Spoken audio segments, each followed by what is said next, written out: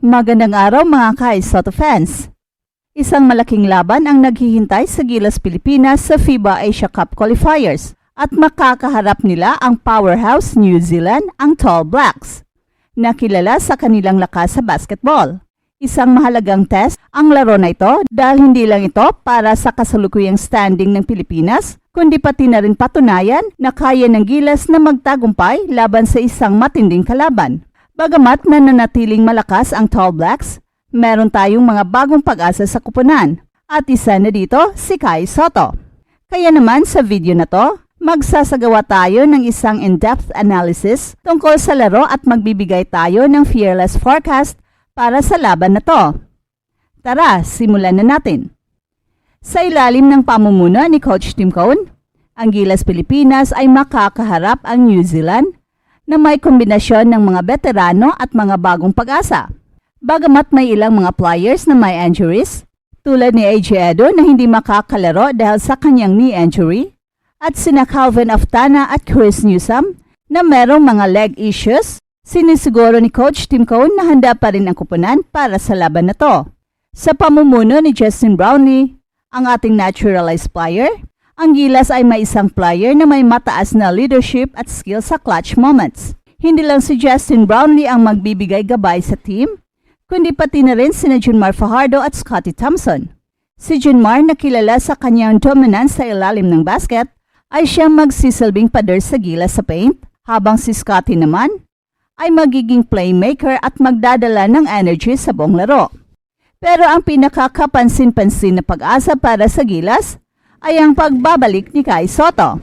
Matapos ang ilang linggong pagpapa-recover mula sa isang injury, si Kai ay ready na ulit magbigay ng kanyang impact sa laro. Ang kanyang taas na 7'3" at kakayahang mag-block ng mga tira ay siyang magbibigay ng malaking tulong sa depensa ng Gilas laban sa matataas na big men ng New Zealand. Ang New Zealand ay nasa ika-22 na pwesto sa FIBA World Rankings, ay isang kilalang powerhouse na basketball at merong malaking advantage sila sa kasaysayan laban sa Gilas. Sa mga nakaraang laban, tinambakan nila ang Pilipinas sa 4 na magkakasunod na laro at karaniwan, mas malakas ang kanilang depensa at laro sa ilalim ng basket.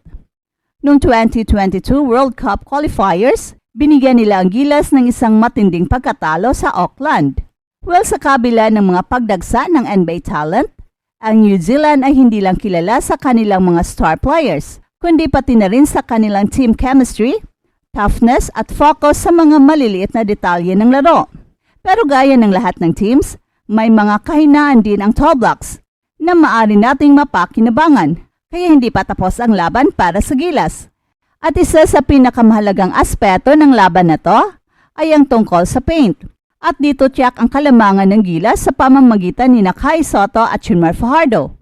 Si Kai bilang isang mataas na shot blocker at versatile big man ay may kakayahang hadlangan ang mga tira ng kalaban at magbigay ng solidong depensa.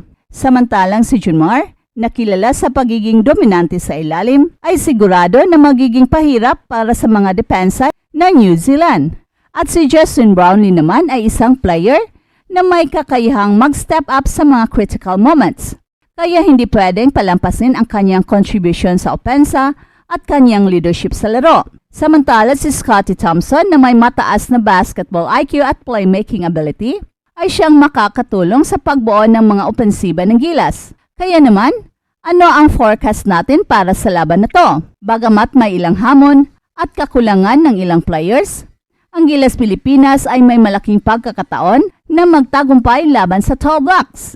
At kung magtatagumpay ang Gilas sa mga susi ng laro tulad ng control sa paint, mahusay na ball movement at pagtutok sa defense, tiyak na magkakaroon tayo ng magandang pagkakataon na talunin ang New Zealand.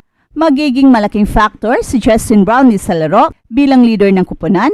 Makikita natin ang kanyang leadership at mental toughness na magiging daan para makapasok tayo sa critical moments ng laro. Si Kai ay magiging isang malaking favorable factor sa ating depensa at sa tulong ng kanyang size at mobility, makakabawi ang Gilas sa depensa ng New Zealand. At bukod dito, ang Gilas ay may malaking advantage sa support ng fans sa Mall of Asia Arena.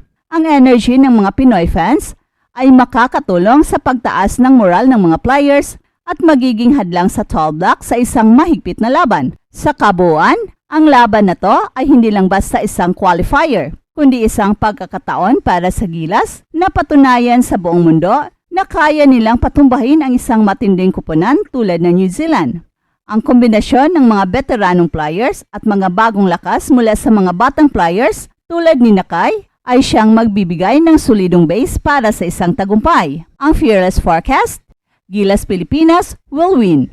Bagamat magiging mahirap at puno ng pisikal na laban, naniniwala tayo na kaya ng Gilas na talunin ang Tall Blacks at ipagpatuloy ang kanilang journey patungo sa World Cup at ang mataas pang layunin ang Summer Olympics. Sa laban ng Gilas Pilipinas kontra New Zealand sa FIBA Asia Cup Qualifiers, tinitingnan ko ang Gilas bilang paborito na makakuha ng panalo. Bagamat may mga injury sa ilang mga key players tulad ni AJ Edo at Jamie Malonzo, ang buong lineup ay may malalim na talento at karanasan.